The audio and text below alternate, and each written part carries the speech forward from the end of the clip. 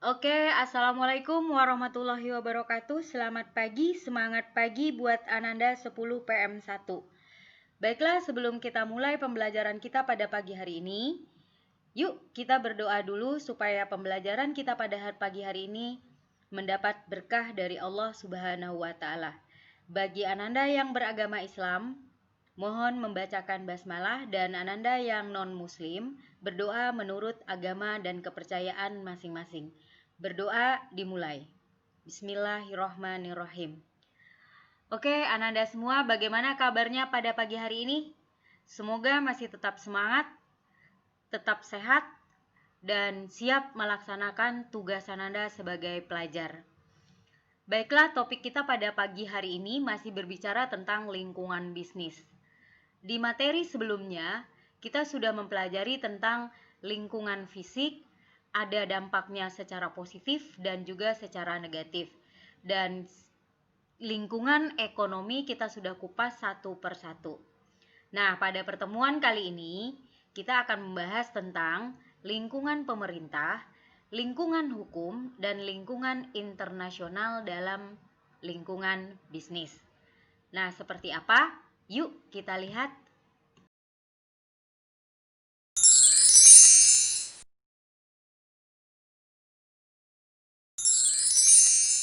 Oke, tujuan pembelajaran kita pada pagi hari ini adalah setelah Ananda mempelajari materi ini, baik itu membaca, diskusi, dan praktek, Ananda diharapkan dapat menganalisis lingkungan internal dan menganalisis lingkungan eksternal dalam lingkungan bisnis. Untuk itu, kita mulai materi pertama.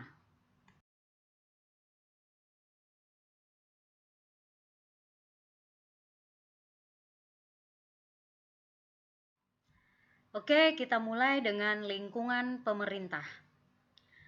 Lingkungan pemerintah di sini, di mana pemerintah sangat berperan terhadap kehidupan dan aktivitas perusahaan. Pemerintah berperan di bidang bisnis untuk mengembangkan perusahaan-perusahaan kecil maupun perusahaan-perusahaan besar dengan kebijakan-kebijakan yang dikeluarkannya. Nah, kebijakan-kebijakan pemerintah yang dapat mempengaruhi aktivitas bisnis, yang pertama adalah kebijakan pajak. Kebijakan pajak oleh pemerintah berupa pemberian tax holiday akan menggairahkan investasi. Sedangkan penetapan besarnya pajak, perseroan, dan sebagainya akan mengurangi keuntungan bagi perusahaan. Yang kedua ada perbaikan infrastruktur. Perbaikan infrastruktur seperti jalan raya, jembatan, pelabuhan, bandar udara, kereta api, dan bus, serta lain-lainnya, itu akan memudahkan masyarakat beraktivitas, sehingga dapat pula nanti membuka lapangan kerja bagi perusahaan yang ditugasi untuk perbaikan proyek-proyek tersebut. Yang berikutnya ada dana investasi pada proyek. Nah, maksudnya di sini, investasi dilakukan oleh pemerintah melalui APB. Biasanya ditenderkan kepada perusahaan-perusahaan swasta untuk mengerjakan. Hal tersebut memungkinkan perusahaan besar dan perusahaan kecil dapat berkarya dan mengerjakan proyek-proyek besar tersebut. Kebijakan yang keempat adalah subsidi-subsidi daripada pemerintah. Subsidi ini mungkin kalian sudah tahu, itu berupa bantuan uang dan sebagainya kepada yayasan, perkumpulan, dan masyarakat tentunya. Nah, pemberian subsidi oleh pemerintah ini akan menimbulkan dan meningkatkan daya beli masyarakat. Selanjutnya, efeknya akan meningkatkan daya hidup perusahaan juga. Nah, jadi dapat dilihat di sini bahwa kebijakan pemerintah bisa meningkatkan kehidupan perusahaan. Yuk, next kita lihat berikutnya.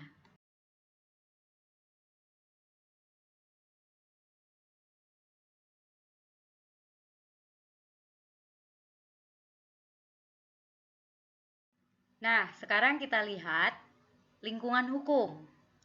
Lingkungan hukum merupakan salah satu yang mempengaruhi lingkungan bisnis. Di sini akan kita lihat yang pertama adalah sumber hukum. Yang kedua, produk yang dilarang impor secara bebas. Yang ketiga, hak atas perlindungan konsumen. Nah,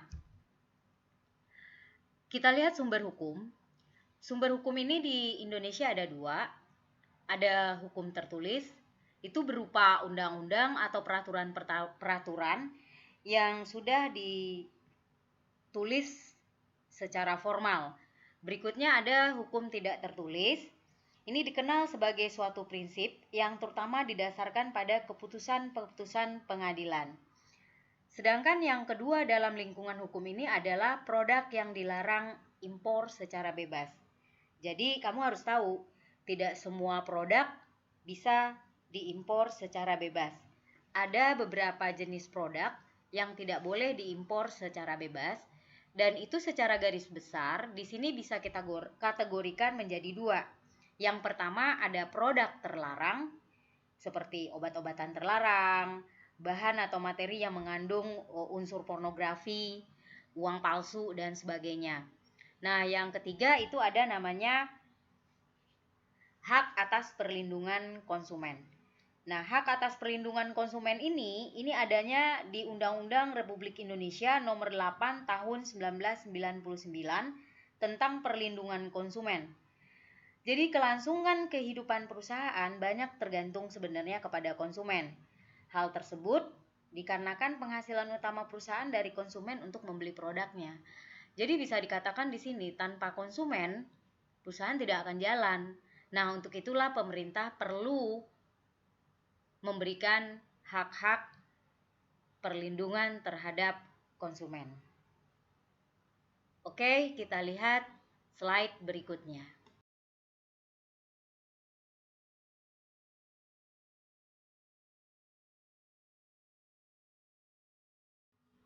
Oke, sampailah kita pada lingkungan yang terakhir, yaitu lingkungan internasional. Lingkungan internasional ini meliputi kegiatan dan masalah perekonomian dunia. Jadi bukan satu negara aja, tapi seluruh dunia. Keadaan perekonomian nasional dapat dipengaruhi oleh masalah-masalah internasional seperti ini. Nah, nanti tugasmu adalah untuk mencari itu, dan itu ada nanti di penugasan kita di Google Classroom. Nah, berbicara tentang lingkungan internasional, itu yang dapat mempengaruhi bisnis itu yang pertama adalah neraca pembayaran dan neraca perdagangan. Apa sih itu neraca pembayaran?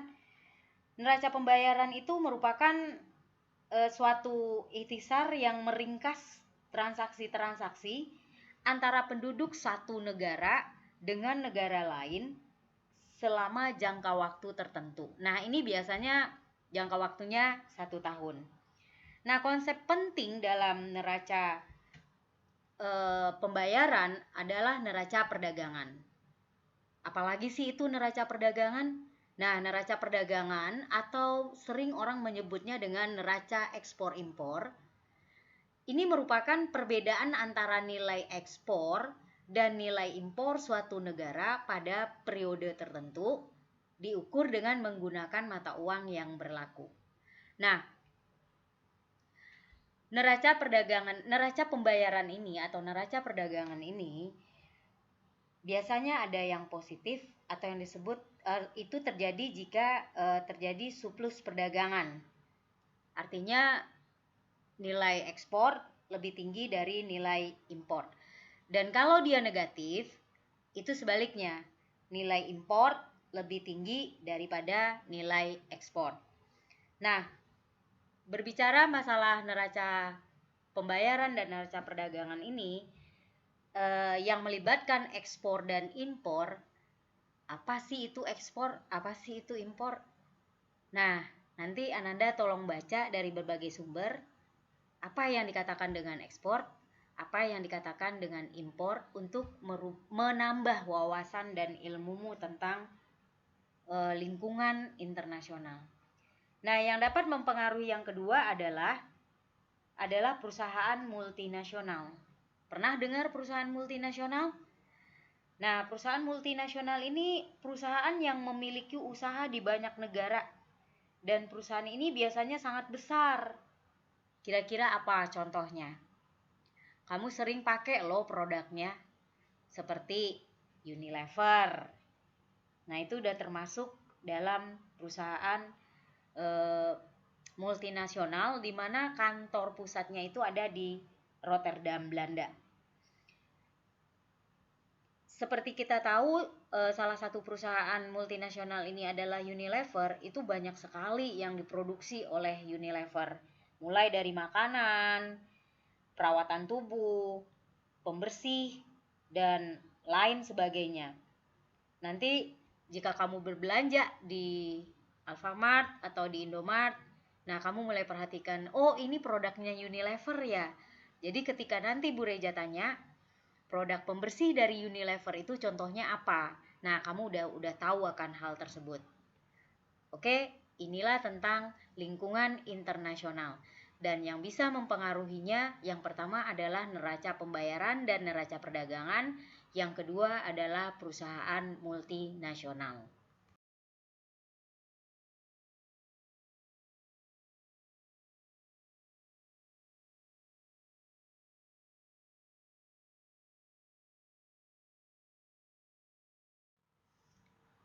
Berbicara tentang perusahaan multinasional, keberadaan perusahaan multinasional ini dalam suatu negara itu dapat memberikan pengaruh positif dan pengaruh negatif. Sekarang kita lihat dulu pengaruh positifnya. Yang pasti pengaruh positifnya jika ada suatu perusahaan multinasional di dalam suatu negara, itu akan menambah devisa negara. Otomatis akan menambah pendapatan negara melalui pajak. Sehingga dengan adanya perusahaan multinasional, itu akan memperluas kesempatan kerja, memperluas pasar faktor-faktor produksi dalam negeri, yang akhirnya meningkatkan produk nasional itu sendiri. Keberadaan perusahaan multinasional, efek positifnya atau pengaruh positifnya juga meningkatkan kemampuan dan keterampilan tenaga kerja. Dan yang pasti akan terjadi modernisasi industri. Sekarang kita lihat pengaruh negatifnya.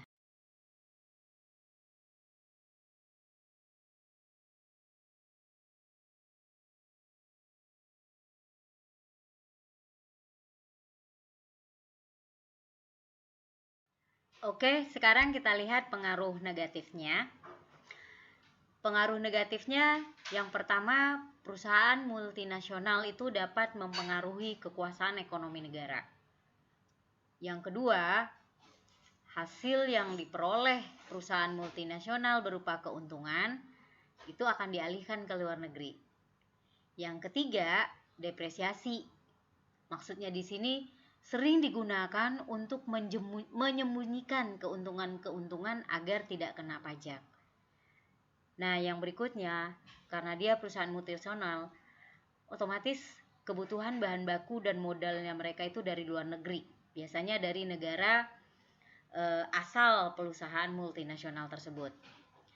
Nah, yang keempat, perusahaan multinasional ini mereka berhak menarik modal sewaktu-waktu. Jadi kita kalau dia udah menarik modal ya kita tidak bisa apa-apa. Dan yang terakhir adalah yang pasti dapat mempengaruhi kehidupan berpolitik dan bernegara. Nah, inilah pengaruh positif dan negatif dari perusahaan multinasional.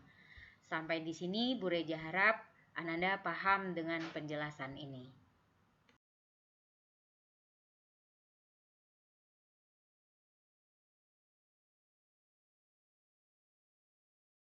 Oke, sekarang kita lihat cara pembayaran internasional. Nah, di sini ada 4 cara untuk membayar pembayaran internasional. Yang pertama ada namanya wesel ekspor atau bill of exchange. Wesel ekspor ini adalah merupakan surat yang ditulis penjual, dalam hal ini eksportir, yang berisi perintah kepada pembeli, importir, untuk membayar sejumlah uang pada waktu tertentu di masa yang akan datang. Artinya begini, pembeli diharuskan membayar sejumlah uang pada suatu tanggal yang telah ditentukan sebelumnya. Apabila si pembeli menyetujui, maka pembeli harus menuliskan diterima pada wesel ekspor tersebut dan mengembalikannya kepada si penjual. Jadi eksportir di sini adalah orang yang mengekspor barang ke luar negeri. Sementara importir adalah orang yang mengimpor barang dari luar negeri untuk memenuhi kebutuhan dalam negeri. Nah, itu sekilas tentang wesel ekspor. Nah, wesel ekspor ini ada yang namanya wesel lisan, signed draft. Ada wesel tiba, arrival draft. Terus ada wesel tanggal, date draft. Nah, apa sih itu wesel lihat atau wesel sight draft? Dalam wesel lihat, pembayaran dilakukan dalam jangka waktu tertentu. Sedangkan di wesel tiba atau arrival draft, wesel tiba mewajibkan pembeli untuk membayar pada saat kiriman barang datang. Jadi tanggal pembayarannya tidak ditentukan terlebih dahulu, atau bisa juga disebut dengan sistem COD. Barang datang baru dibayar. Nah, yang ketiga ada namanya wesel tanggal. Wesel tanggal di sini mewajibkan pembeli untuk membayar pada suatu tanggal atau beberapa hari setelah draft tersebut dinyatakan diterima. Nah, itu macam-macam daripada wesel ekspor. Nah, wesel ekspor ini dalam melakukan pembayaran dengan menggunakan wesel ekspor, itu ada beberapa dokumen nanti yang harus dilampirkan yang nanti akan kita bahas di akhir slide ini. Sekarang kita lihat cara pembayaran yang kedua. Di sini ada pembayaran tunai. Transaksi internasional secara tunai itu maksudnya adalah pembayaran yang dilakukan dengan menggunakan cek atau rekening pada saat barang dikirim oleh eksportir atau sebelumnya. Pembayaran secara tunai ini dilakukan oleh eksportir dan importir yang baru melakukan transaksi ketika rasa saling percaya itu tiba. Jadi tetap, makanya Bu Reja tekanin harus jujur, harus amanah. Ternyata ini juga berlaku dalam pembayaran internasional. Yang ketiga, ada namanya open account. Ini merupakan pembayaran yang dilakukan setelah barang dikirim. Cara ini membutuhkan tetap kepercayaan antara pihak yang bertransaksi. Sebenarnya cara ini cukup berisiko apabila kedua pihak tidak saling mempercayai. Yang berikutnya, yang terakhir yang sering digunakan adalah LC, Letter of Credit. Ini merupakan surat pernyataan tertulis yang dibuat bank atas pemohon nasabah.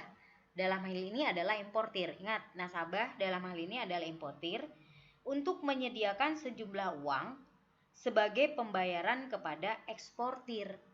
Cara pembayaran LC ini ada pihak ketiga. Ada 3 pihak yang terlibat dalam transaksi dengan menggunakan LC ini. Yang pertama ada namanya opener.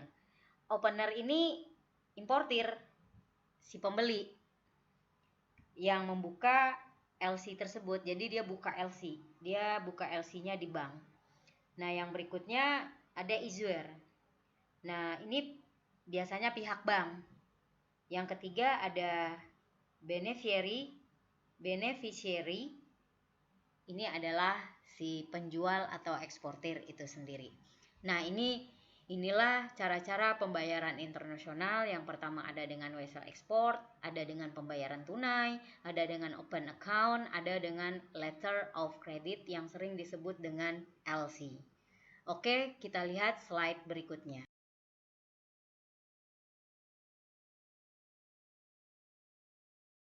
Nah, seperti yang Bu Reja ulas sebelumnya, ada beberapa dokumen yang harus atau perlu dilampirkan jika melakukan pembayaran dengan wesel ekspor.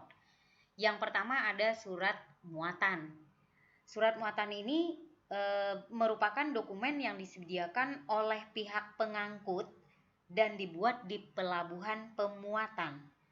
Yang kedua yang paling penting adalah polis asuransi, yaitu dokumen yang dikeluarkan oleh maskapai asuransi yang menanggung barang-barang selama pengiriman atau pengangkutan dari pelabuhan pemuatan sampai pelabuhan pembongkaran. Maksudnya ada jaminan asuransi ketika barang itu diangkut dari pelabuhan si penjual ke pelabuhan si pembeli. Nah, yang ketiga ada namanya commercial invoice atau faktur. Ini merupakan dokumen penjualan yang dibuat oleh si eksportir, dalam hal ini penjual, dan dikirim kepada si pembeli, yakni importir. Nah, inilah dokumen yang perlu dilampirkan jika melakukan pembayaran dengan vessel ekspor. Nah, sampai di sini untuk lingkungan bisnis dengan 5 lingkungan tadi yang sudah kita pelajari hari ini 3, lingkungan pemerintah, lingkungan hukum, dan lingkungan internasional, itu di materinya sudah selesai sampai di sini. Namun nanti ada penugasan buat Ananda tentang 3 materi ini. Nanti kita akan ketemu pertemuan selanjutnya, itu tentang lingkungan eksternal dan lingkungan internal dalam lingkungan bisnis. Baik, sampai di sini. Mungkin nanti Ananda bingung, ada yang ingin ditanyakan, kita bisa diskusi di kelas Telegram seperti biasa. Kalau tidak mengerti, mohon bertanya, chatting di grup Telegram. Paham sampai di sini? Oke. Nah, dengan berakhirnya slide yang tadi, maka berakhir pula pemberian materi pada pagi hari ini. Untuk penugasan nanti Ananda bisa lihat di Google Classroom. Ingat, absensi diisi di Google Form itu sesuai jam mengajar, jam perencanaan bisnis. Hal ini mungkin Bu Reja terapkan supaya Ananda bisa bertanggung jawab, disiplin, sehingga nanti akan membentuk karakter Ananda yang penuh tanggung jawab dan disiplin, sehingga nanti tidak akan canggung di dunia kerja. Oke, itu saja dari Bu Reja. Sebelum mengakhiri, kita membaca hamdalah. Bagi yang muslim dan non muslim silahkan berdoa menurut agama dan kepercayaannya masing-masing. Alhamdulillahirobbilalamin. Oke, see you next time.